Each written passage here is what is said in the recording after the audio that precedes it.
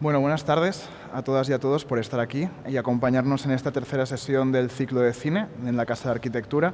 Estamos muy contentos de tener hoy aquí a María Mauti, a Sara Mesa y nos acompañará online Benedetta Tagliabue, que por cuestiones de agenda no ha podido estar aquí físicamente. Pero bueno, estamos muy contentos de tenerte aquí, Benedetta. ¿Nos escuchas? Os escucho muy bien. Vale, perfecto. Bueno, pues es un honor contar con Sara, con María y con Benedetta en esta sesión. No sé si las conocéis. Sara es escritora, ha publicado muchísima obra literaria, es autora de Un amor, que también fue adaptada al cine, de Oposición, de Cara de Pan, y es un absoluto placer tener a nuestra primera invitada escritora una figura al margen de la arquitectura en estas sesiones, a María, cineasta, directora de esta película, que bueno, nos vienen a presentar su documental, Miralles, donde Sara ha hecho conjuntamente con María el guión, y también contamos con la presencia de Benedetta, que bueno, yo creo que todas la conocéis, socia fundadora de MBTV, a Barcelona, junto con Enric Miralles. Antes de empezar el coloquio me vais a permitir un poco introducir la figura de Miralles. Intuyo que todos los presentes sabréis de Enric, pero bueno, antes de empezar el coloquio me gustaría introducir un poco de qué nos va a hablar este documental. Bueno, pocos arquitectos se han enfrentado a la arquitectura con la amplitud mental de Enric Miralles. Desaparecido el 3 de julio del año 2000, a los 45 años, tras un fulminante tumor cerebral, dejó por el mundo, Alemania, Holanda, Escocia, Barcelona, Alicante, Japón, un abanico de proyectos magistrales e inesperados, pero con algo en común: la capacidad de construir un lugar. Enric Miralles fue una fulgurante cometa que ha brillado con luz propia en el panorama de la arquitectura española. Su arquitectura es un vendaval de belleza convulsa que cristalizó en obras tormentosas y musicales, donde pétalos de hormigón y ramajes de aceros, atrapados en un remolino quieto de áspera poesía, nos ha iluminado las últimas décadas de arquitectura española. Su arquitectura fue ruptura, y es que la ruptura es por definición el producto de unos pocos que imaginan formas distintas de las que aprendieron. Con el tiempo y contra el poco tiempo que tuvo en este mundo, construyó lo que hoy, con la distancia de 2 décadas, puede juzgarse como un legado sobresaliente. Pero además de las obras, Miralles dejó también un reguero de discípulos capaces de pensar por sí mismos. Sin embargo, tenía claro que la arquitectura es un trabajo en equipo. Por eso, su oficina, capitaneada por su socia y esposa, Benedetta Tagliabue, fue capaz de concluir los grandes proyectos que él apenas sembró en el extranjero.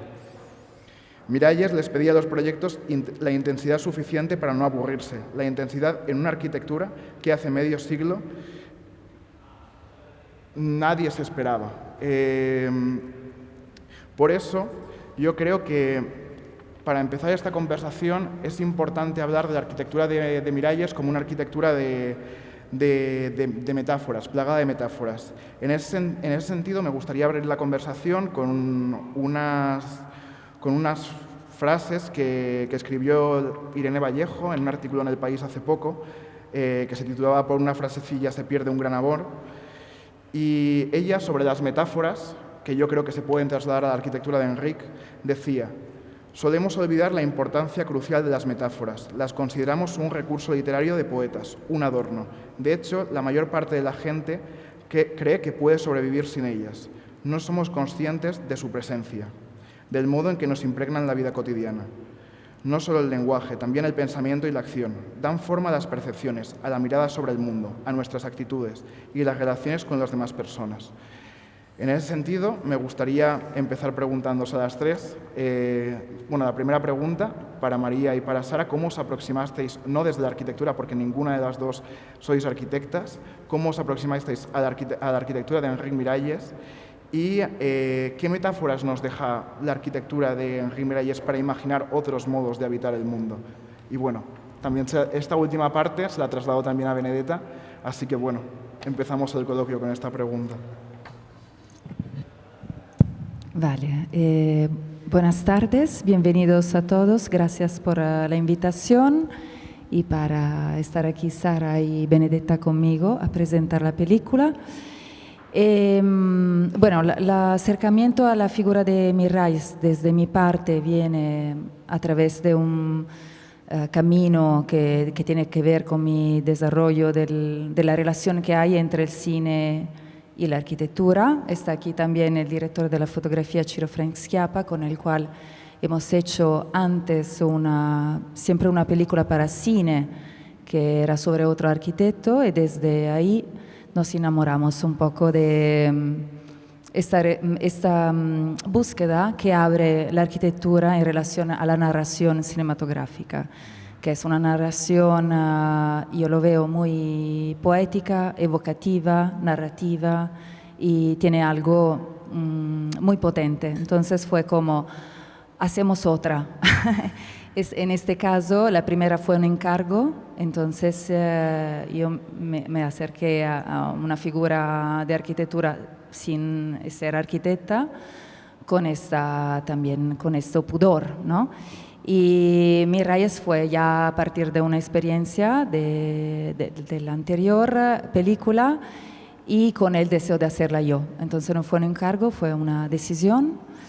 Y me encontré con una figura que era totalmente diferente del arquitecto italiano, que era de la época fascista y muy, como decir, que tenía el concepto del tiempo eterno para siempre. Me encontré con una figura de la arquitectura mucho más cercana a la fragilidad humana, entonces al tema del paso del tiempo. Y eso fue, yo creo que también a partir del tema de la metáfora o de las figuras retóricas, creo que es la parte más poética de Miralles, que me ha fascinado mucho, tanto a nivel artístico, de proceso creativo suyo, como a nivel humano, de contar esta historia también, como dices tú, de una estrella cómoda que pasa rápido, pero deja luz. Bueno, buenas tardes y gracias por la invitación. Es un placer estar aquí. Yo, que en general suelo sentirme un poco intrusa en todos lados, ahora mismo ni os imagináis, ¿no? Porque realmente, efectivamente, no soy arquitecta, tampoco sé mucho de arquitectura, más bien muy poco. Y bueno, a diferencia de María, que sí que dice que este fue su proyecto propio, ¿no? En este caso fue un encargo. Tengo que reconocer que fue un encargo que me hicieron, bueno, pues para colaborar en el guión de esta película con mis herramientas de escritora. Pero tengo que decir, por otro lado, que es muy raro que yo acepte un encargo de algo que no sale de mí directamente. Es decir, hubo algo en ese encargo que realmente me pareció muy interesante, y creo que tiene que ver fundamentalmente con dos cosas. Tiene que ver con la figura de Miralles, a quien yo solamente conocía de nombre. Yo lo primero que dije, yo no sé nada, ¿cómo voy a hacer esto? Me dijeron, no te preocupes, me dijeron de la productora, te vamos a mandar unos materiales, tú lo ves tranquilamente y ya valoras si te apela o no, ¿no?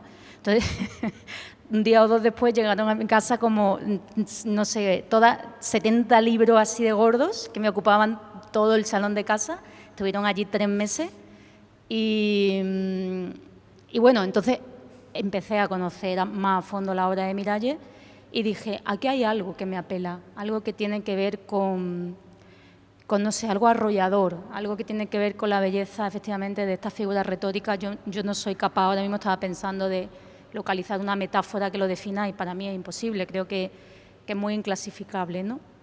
Y la segunda razón por la que acepté este encargo fue la propia María, cuando me di cuenta de que lo que ella quería hacer era un documental que no tenía nada que ver con los documentales habituales, ¿no? Que de alguna manera tienen un fundamento didáctico detrás, en el que se va explicando todo de manera pues divulgativa, sino que esto era una aproximación bastante artística, bastante poética, bastante diferente a la obra de un arquitecto pues también muy diferente, ¿no?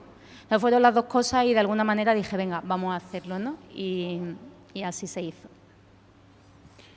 Y bueno, Benedetta, para introducirte en la conversación, te traslado la pregunta de qué metáforas nos ha dejado la arquitectura de Miralles y cómo él, a través de cómo se ve en la película, se aproximaba a un lugar, a ese paisaje cero antes de la aparición de cualquier símbolo de arquitectura. Si es que la arquitectura no es un paisaje ya de por sí. Pues, bueno, el tema de la metáfora muy, muy bonito. Yo estaba pensando que un poco, digamos, Rick en esta película aparece con metáforas o como algo mítico, ¿no? Que aparece además para dos personas, María y Sara, que estudian juntas el guión. Que no lo habían conocido. Y entonces están conociéndole a través de trazas, de cosas. Y a mí me ha impactado realmente mucho la primera vez que vi el tráiler, porque María fue muy secreta, ¿no? Yo con María tuve mucha relación y nos intercambiamos materiales y conversaciones, pero María quería realmente hacerme como una sorpresa, quería hacer su propia interpretación de Miralles y hacérmelo ver después. Y entonces el primer tramo que vi del tráiler realmente fue como ¡pam!, un puñetazo impresionante, porque hay este juego que no sé si puede tener que ver con la metáfora o quizá es otra figura retórica, no lo sé, pero es esta cosa de ¿dónde estás, Enrique? ¿Cuánto tiempo ha pasado? ¿Ha pasado un día? ¿Ha pasado un año? ¿20 años? Y con esa pregunta que realmente te cambia de lugar, ¿no? Tú ya, como contaba algunas veces a María, ya estás como en otra dimensión. En el budismo se llama un bardo, ¿no? Cuando mueres no entras en la nada, entras en una dimensión diferente, donde quizá el tiempo es lo más diferente que tenemos. Entonces, no se sabe cuánto tiempo ha pasado y dónde está este Eric. Y entonces se ve la casa y se ve una cena que María me hizo organizar, donde se ven los amigos, yo reconozco a todos y de repente veo llegar a Enrique. Y esto fue fuertísimo, ¿no? Es realmente como esta cosa de encontrar a Enrique en otros tiempos, no solo en otros lugares, pero en tiempos diferentes. Y esto a mí me ha parecido una de las cosas más impresionantes del guión y de la película, que te hace reencontrar, Enrique. Realmente no es que solo vas al pasado y lo miras cómo era él, cómo es la documentación, no, es como realmente reencontrarlo en el presente y eso me parece maravilloso. Y por eso que es una película, no es un documental, es realmente una película. Lo que me gustaría, siempre hemos intentado hacer libros de arquitectura que fueran novelas y siempre me la he imaginado, pero no lo he conseguido hacer nunca. Pero esta película sí que lo consigue. Claro, en ese sentido, yo creo que es muy... Nos ha pasado creo que a todos los que nos hemos aproximado a la figura de Miralles. Yo recuerdo mis tiempos de estudiante en la escuela, el aproximarte a estas monografías de las que hablabas tú, Sara, tan pesadas, tan grandes, del croquis, de muchísimas publicaciones donde se ha publicado esa obra como planimétricamente tan compleja, tan obtusa, tan difícil de empezar a aproximarse para un estudiante de arquitectura. Y yo siempre había echado de menos documentos que me permitieran aproximarme a la figura de Enrique desde otras artes. Recuerdo la primera vez que salió la monografía de David Bestué, que es un reportaje fotográfico que él se va con su camarita a hacer fotos casi de detalle de algunas de las obras de Enrique, y después sale vuestra película, y yo quería preguntaros ¿qué facetas consigue el cine o la escritura de un guión para aproximarse desde la literatura o desde un campo no planimétrico o acotado o tan recto, tan ortopédico, tan ortogonal o tan estricto como es la arquitectura, para mostrar las facetas de un arquitecto que es como bastante inclasificable y no caer en hacer una cronología de proyectos, explicar a Miralles en toda su complejidad. ¿Cómo se ha hecho esto en esta película? Vale, bueno, desde un lado el tema que hemos tenido mucho tiempo para hacerla, porque como te había contado, viajamos en el medio de la pandemia, entonces esto fue como parar, entonces las cosas se van como sumando, ¿no? Y eso permite de profundizar, crear niveles diferentes, y yo creo que con Miralles, que no tiene solo un nivel, eso fue como algo bonito en este caso, ¿no? También una persona, para mí, también para Sara, después desconocida, entonces fue encontrar a todo el mundo que la había conocido, porque yo quería entender qué pensaban de él como arquitecto, pero también de él como persona, porque yo creo que una parte muy potente, importante del cine es contar humanamente la arquitectura, entonces quién está detrás de la arquitectura, ¿no? Y también intentar hacer una película que podría acercarse el más posible a él. No digo tanto como retrato de su carácter, porque no es así, porque estamos nosotros a mirarlo, entonces tenemos una mirada diferente. Pero sí a nivel de mantener una promesa de no cerrarla.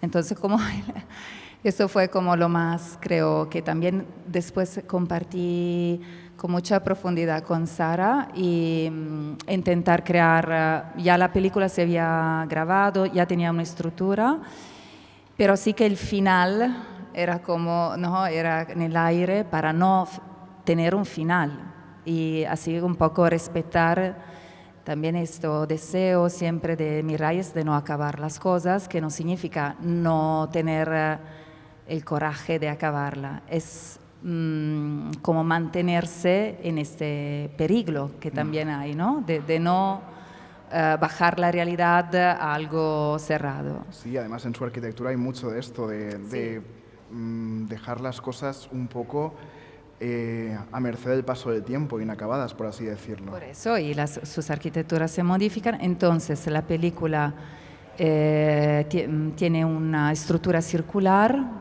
y termina con, no lo digo, ya que por una vez lo hablamos antes, pero tiene una estructura circular y tiene este deseo de acercarse mucho en este sentido a él. Y creo también a través de la observación de sus arquitecturas al día de hoy. Entonces, ver cómo se viven estas arquitecturas hoy y no solo ver el proyecto, ¿no? Entonces, que fue también algo muy potente para nosotros con Ciro de descubrir, ¿no? Porque nunca pensamos algunas situaciones que después se ven en la película y que encontramos ahí muy anárquica, libre y desesperadas. Bueno, yo tengo que subrayar que todas las decisiones creativas e importantes de la película las tomó María. Quiero decir que el tono, ¿no?, de la película, el modo en que se iba a contar la arquitectura de Miralles y la persona de Miralles, todo, o sea, de alguna manera yo insisto en que eso fue lo que me sedujo del proyecto, ¿no?, el poder decir, bueno, ¿qué puedo yo aportar como escritora a esto? Es cierto que Miralles fue una persona, por ejemplo, aparte de que fue muy ecléctico en su absorción de materiales, era un gran lector. Todos los testimonios que tú me pasaste coincidían en eso, incluso desde niño, ¿no? Era una persona que leía mucho, que leía mucha literatura, me refiero. Con lo cual, bueno, ahí había un modo de aproximación también. Y luego, en algunos casos tristemente, pero lo cierto es que su vida está llena de símbolos, metáforas también, ¿no?, que tienen un gran potencial literario. Pensemos, por ejemplo, en el hecho de que él está enterrado en el cementerio de Igualada, que fue un cementerio que él mismo proyectó, ¿no? Entonces, empezando por ahí, y digo desgraciadamente por eso, porque su muerte temprana también, eso que estabais hablando de no acabar los proyectos, hay muchas cosas que se quedaron a media, y esto tiene que ver también con el final de la película. De alguna manera, dentro de la libertad del proyecto, de la libertad que también María me daba, en un momento dado nos planteamos, ¿y si hablamos con él como si fuera un fantasma? Es decir, la voz narrativa puede dirigirse a él, puesto que no sabemos qué pensará de la película, puesto que no podemos hablar con él, ¿no? Pero tampoco podemos saber qué habría hecho en la mitad de su vida que no tuvo. ¿Cómo dialogamos con él? Entonces se nos ocurrió la posibilidad de hacer esto, ¿no? De interpelarlo y de meterlo como una voz dentro de la película, que como bien ha dicho Benedetta, no es un documental, es una película. Y eso, bueno, pues ampliaba mucho las posibilidades, ¿no? Y hacía todo esto mucho más raro también. Y ahora, Benedetta, para cerrar este capítulo y esta pregunta, querría preguntarte, después de todo lo que se ha publicado de vuestra obra, de todas las monografías, de la cantidad de documentación que hay, cuando se cumplieron 20 años, hace un par de años del aniversario de su fallecimiento, las exposiciones que hicisteis desde la Fundación.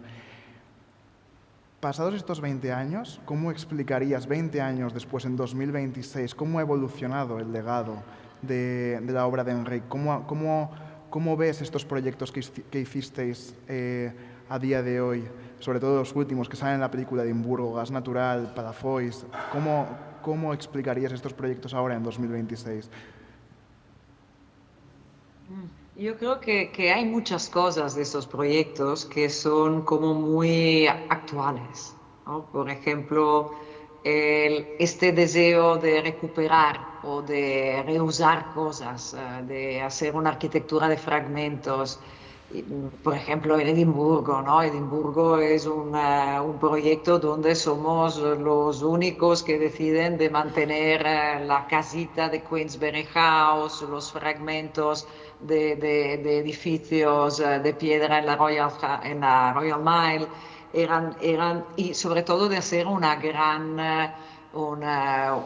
landscape, ¿no? Hacer como un edificio que está dentro de una topografía. Yo creo que esto es bastante de hoy en día, ¿no? Han pasado muchos años, pero yo lo veo como muy, muy contemporáneo. Esto sobre todo, la idea del reuso de las cosas. Y creo que Rick tenía como una actualidad que va más allá de estas cosas que te puedo decir, ¿no? Que le gustaba eso de mantener el landscape, de tener la topografía como un tema que une el externo al interno, el edificio es casi como un landscape en sí mismo. Eso es muy actual, pero también le habría encantado esto que estamos viviendo ahora, ¿no?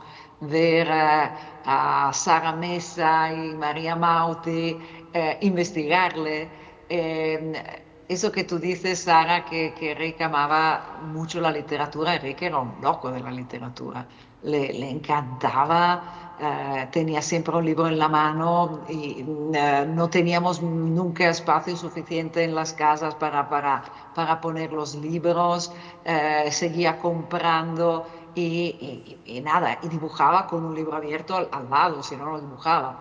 Entonces yo creo que esto el hecho, digamos, de que esta su interpretación literaria se haya realizado en una película, le habría encantado. O sea que yo realmente creo que le estáis haciendo contento. Porque es como realmente él transformarse en un fantasma, hacer un poco dar miedo en la casa porque aparece de repente en una cena donde todos están allá tranquilos, esta interacción que tiene con dos personas que adoran el mundo literario, él le habría encantado. Y yo nunca consideré lo que tú has dicho ahora, Pau, el tema de que a veces los libros de arquitectura que hemos publicado de Rick, son como tochos, pesados y difíciles de interpretar, ¿no? Ya en los estudios nos hemos hecho todas las costumbres de entender los dibujos, más o menos, pero sabemos que son como casi incomprensibles. y era una de las cosas que le gustaba mucho. Entonces, tener una interpretación de parte de artistas, como este libro de David Bestué, que yo al principio, cuando él me hizo ver que estaba haciendo un libro así con fotografías mal hechas, hechas por su cuenta, donde se veían las arquitecturas destrozadas, yo lo encontré que quizá no nos hacía nada un favor un libro así. En cambio sí, porque realmente es admitir a Rick en otro punto de vista, un punto de vista más sutil, un punto de vista artístico que él habría adorado. Entonces el punto de vista de Sara y de María es esto, ¿no? Se han inventado un punto de vista diferente que te hace ver la arquitectura desde los ojos del arte, de la literatura, y esto yo creo que es magnífico. Y como arquitecta quizá no habría imaginado que esto también es capaz de transmitir la figura de Rick más allá de su capacidad como arquitecto. Yo lo decía más por la tarea como de simplificar con el libro de Bestué, como tener recursos para aproximarnos a la complejidad de la figura de Miralles. En ese sentido, yo quiero preguntaros al equipo de la película qué metodologías o qué maneras habéis exportado a la ideación de la película del método de aproximación a un proyecto de Enric Miralles, porque en la sinopsis se habla de las variaciones de Giacometti, del retrato de James Lord, bueno, a mí me recuerda mucho a la literatura de Perec, a la manera como de hacer listas, de inventariar, de ir generando o jugar con ese fantasma del que hablabas antes. ¿Qué metodologías de la obra o de la manera de hacer, de proyectar de Miralles podemos encontrar en la película?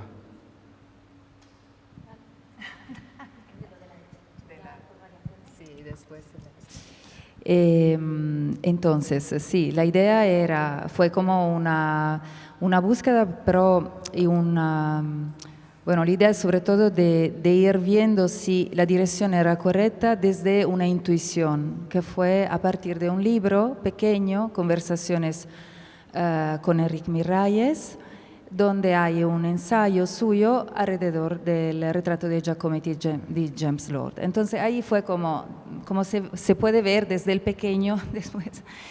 Y ahí fue como para mí como una iluminación, y también de ver las 18 variaciones del retrato de James Lord. Fue como wow.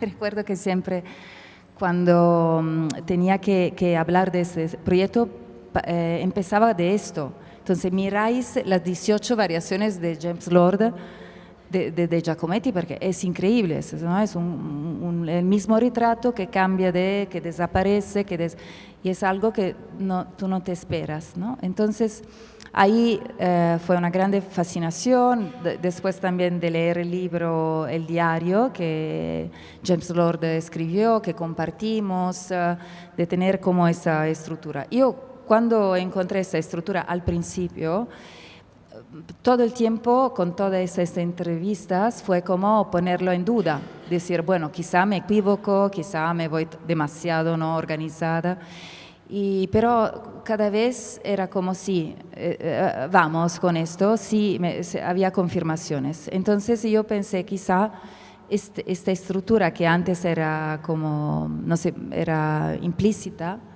y solo sirvió después también para compartir con Sara y dar un orden a nuestra escritura, ¿no? Primera variación, segunda variación.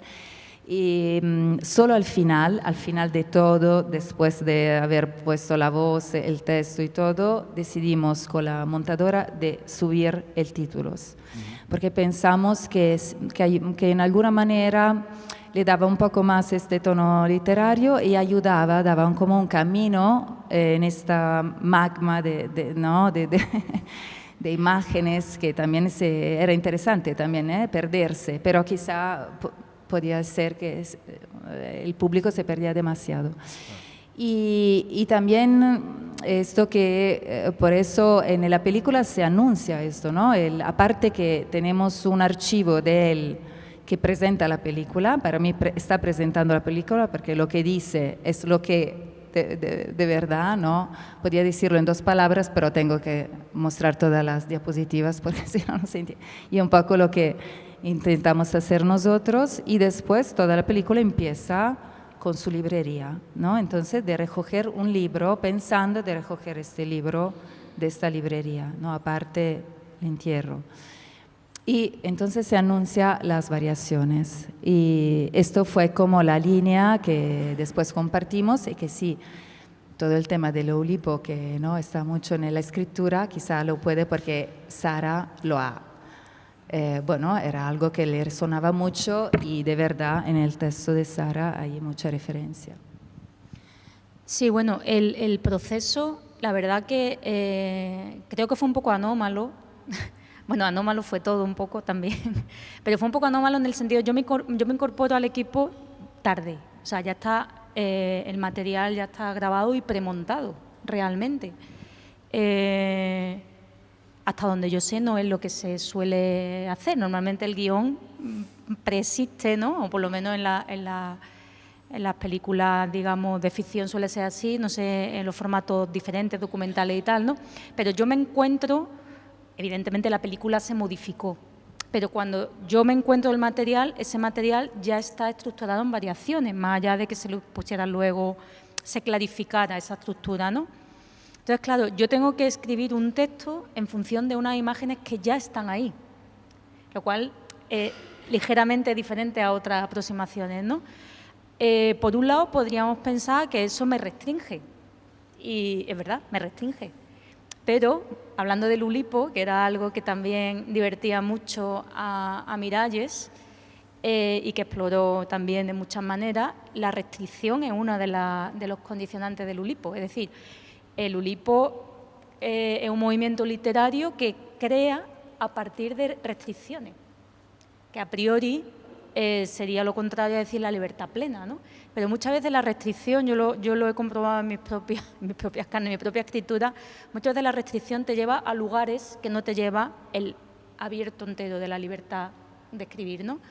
Entonces, bueno, a mí la cadencia de las imágenes, el modo en que estaban secuenciadas, cómo iba avanzando, porque hay una narrativa por detrás, de alguna manera modulaba y me llevaba a tener que, de alguna manera, tejer un texto que yo no hubiera sabido hacer de otro modo. Y, de hecho, siendo un texto que he firmado, es decir, que aparece mi nombre, al mismo tiempo es muy diferente a mi texto, a mis novelas, a mis cuentos, ¿no? Y, sin embargo, es mío también, ¿no? Entonces, ahí se produjo, por eso digo que es anómalo y que es interesante y que, de alguna manera, conecta también con la propia visión, digamos, textual, en el sentido texto general, ¿no? Como tejido de Miralles. Sí, yo pienso que muchas veces cuando vas a visitar una obra de Enric, o sea, tienes que jugar al juego del librito este de Georges Perec, el de agotamiento de una plaza parisina, que tienes que aproximarte a esa plaza haciendo recorridos por muchos lados y al final la acabas acotando y te generas un paisaje mental de lo que estás viendo.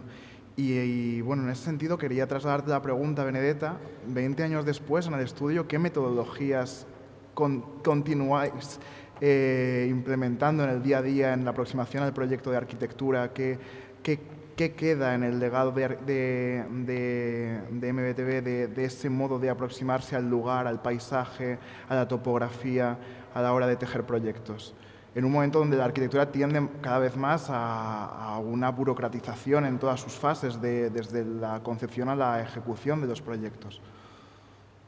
Pues nosotros intentamos mantener un poco esta abertura y esta, digamos, ganas de jugar también, ¿no? Ganas de hacer cosas para divertirse, pero sabiendo que es un divertimento serio, ¿no? Como por ejemplo lo que contaba ahora Sara del mundo Oulipo, de decidir hacer un libro donde falta la E, o unas descripciones del mismo hecho por muchísimos puntos de vista.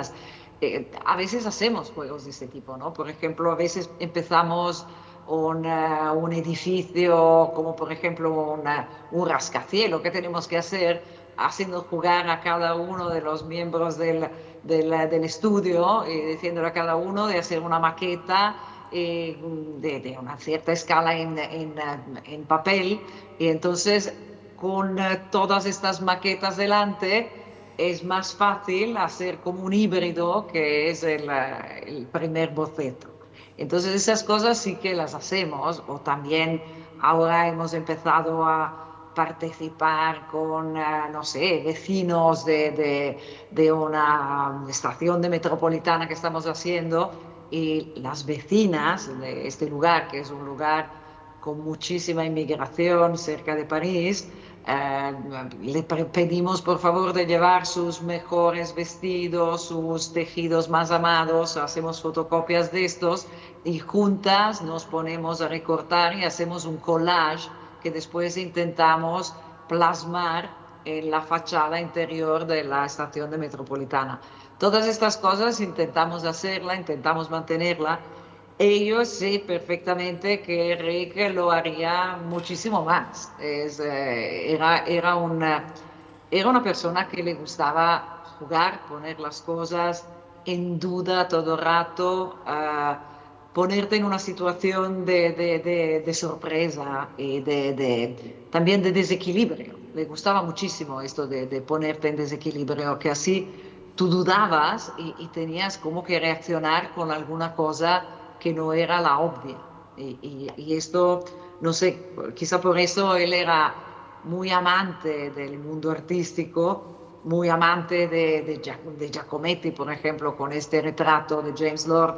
Él se quedó fascinado porque su manera de dibujar era un poco esta. En la película, yo no sé si el público ahora ya ha visto la película o todavía la tiene que ver, pero hay un momento en que se ven los dibujos que se solapan una por encima del otro, y Enrique era capaz de dibujar un domingo, por ejemplo, y en una planta del Parlamento de Escocia, volver a dibujar una sobrepuesta a otra hasta 20, 25, 30 plantas diferentes, todas ligeramente diferentes, que es exactamente lo que describe Giacometti. Oulipo, claro, se apasionó a Oulipo. La verdad era que Oulipo, sobre todo que no, se había publicado muchísimo en Italia. Adelphi tiene muchas publicaciones. Rick no lo conocía y se apasionó a lo que estaba leyendo, y lógicamente, como era una persona que tiraba muy bien de los hilos y se hacía inmersión en todo lo que encontraba, encontró allí como un mundo en que él se reflejaba y le parecía absolutamente fascinante. Y ahora estaba pensando que, digamos, el esfuerzo que habéis hecho las dos de poner todo este mundo como de Rick, mezclado con su persona, con su biografía, es algo que es extraordinario para mí. Y sería extraordinario para Rick también. Rick era una persona que todos estos juegos los hacía un poco olvidándose de sí mismo. Nunca hablaba autobiográficamente, era una persona como bastante privada, digamos, desde un punto de vista. Y también tenía estas bromas, una de las cuales era que cuando él se miraba al espejo no se reconocía. Se espantaba y decía, ¡ay, ¿quién es esta persona? Y es un poco lo que él no sabía hacer, ¿no? Poner juntas todas estas pasiones, estas atracciones, este mundo literario, artístico que él mezclaba en su propia producción, pero no sabía mezclarlo consigo mismo. Entonces, esta película, como mínimo, intenta hacerlo. Me parece increíble. No hay otra cosa de este tipo, de verdad. Y bueno, Sí, quería decir algo sobre el proceso creativo de la película, porque creo, bueno, desde mi parte siempre los colaboradores que trabajan conmigo a nivel artístico son autores conmigo, entonces son muy importantes. Ciro para el encuadre, la luz, el sonido bueno, aquí se escuchará en parte, pero el sonido es muy importante, las palabras, porque no tenían que decir. Entonces, la búsqueda de estos artistas que trabajan conmigo es siempre muy importante. La película se hace en este equipo. Sí que todo el mundo trabaja a partir, porque yo pienso que en este caso es muy importante desde el material. Es decir, yo he estudiado mucho, he leído mucho, he encontrado mucha gente, pero después fui ahí. Y Sara ha leído mucho toda esta biblioteca que le llegó, pero después había las imágenes, ¿no? Y esto yo creo que ha permitido no hacer, tanto en mi caso como lo de Ciro o de Sara, de no hacer una película a partir de una idea. ¿Vale? Entonces, a veces el texto, por ejemplo, de un guión puede ser, muchas veces en ficción se escribe antes porque es como inventado y se recrea. En el caso en que el material está vivo, y también de la arquitectura, pero también del archivo, la parte suya, nosotros ya hemos decidido cuáles eran, hay que como dejar que te hable y te diga dónde, ¿no? Entonces yo creo que también para nosotros fue como no una limitación, pero también una apertura grande, porque escuchar, ¿no? Es como un proceso creativo totalmente diferente de solo crear, ¿no? A partir de la... Entonces creo que este proceso que fue también lo de Sara, de no poder estar con nosotros en el rodaje, pero ver todo lo que hemos... Entonces la película duraba 2 horas y media, era como un viaje como hipnótico, de luz, sonidos, y al final de eso, entonces yo creo que el texto de Sara tiene parte muy potente que habla con el lugar. Entonces siempre Sara me decía, tengo que decir cosas, pero también entrar, ¿no? Entonces hay como una parte que te ayuda a nivel narrativo, pero después solo entra como cuando, no sé, todos los adjetivos, ¿no? Entran en un momento en que hay una gira, pero no, entran en este momento y te dicen algo en manera libre, pero yo creo que viene de esta imagen, ¿no? Viene en este momento, esta imagen da creo que la parte de tener la escucha le ha dado valor. Y de todas estas imágenes, de todo este viaje que ha sido la película para vosotras dos, brevemente, y por ir concluyendo el tiempo del coloquio, ¿qué os ha sobrecogido más de la obra o de la figura de Enrico, de su concepción del tiempo, el espacio, el paso del tiempo, la incertidumbre o la cadencia de la arquitectura en sus propias obras? ¿Qué recogeríais de todo este proceso creativo o qué os ha sobrecogido de Enric Miralles? Si tuvierais que destacar alguna cosa. Bueno, para mí es dificilísimo, la verdad. Yo tengo la sensación de que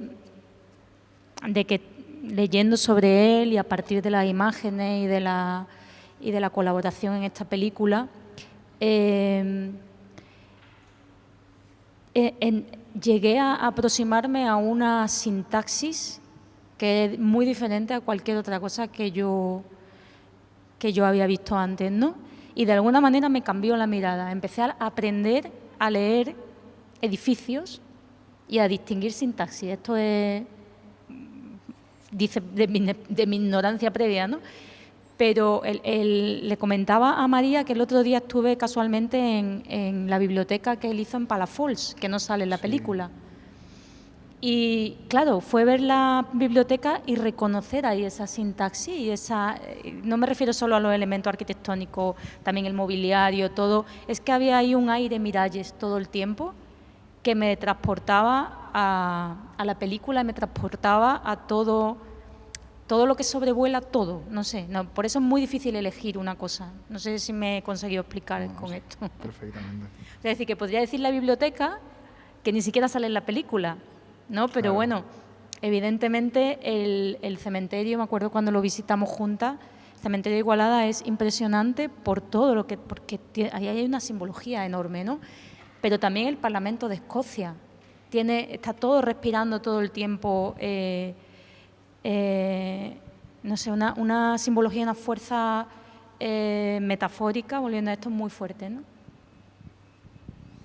Bueno, en mi caso, yo creo que una parte sentimental fuerte de la arquitectura, eso me lo llevo potente, no solo por todo el entorno, ¿no? De este amor que hay en respeto a este arquitecto y toda la ayuda que cuando yo hacía la pregunta todo el mundo estaba, ¿no? Por primero Benedetta que me abrió la puerta de la casa, eso no es siempre que puede pasar, y no solo de la casa, pero también de un archivo privado con mucha confianza.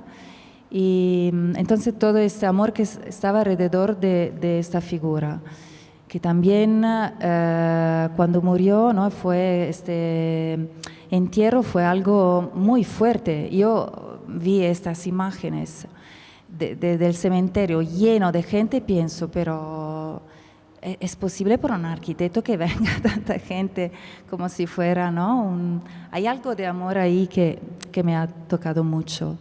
Y también en la arquitectura, ¿no? Una parte se habla de arquitectura emocional, pero no quiero hablar tanto de emocional, pero hay un sentimiento, algo sutil ahí, que sea esto que, como hay una belleza que con Ciro, ¿no? También con la fotografía, con el sonido, con el todo, intentamos poner en primer plano, porque no siempre se ve así la belleza de la arquitectura suya, yo creo. Pero hay algo de verdad muy sutil que tiene un poder también político, ¿no? Esta belleza que vuelve a la gente, no solo a los arquitectos, para decir, qué bonito esto me gusta. Eso no fue nunca el discurso alrededor de la película, si me gusta o no, esta obra. No. Todas tienen algo que me permite ver algo que no veo, ¿no? Entonces el tema del invisible, que también es la aparición de Miralles, es algo que en esta película, ¿no? Me llevo, ¿no? Que como la arquitectura tiene esta fuerza de mostrar lo que no se ve.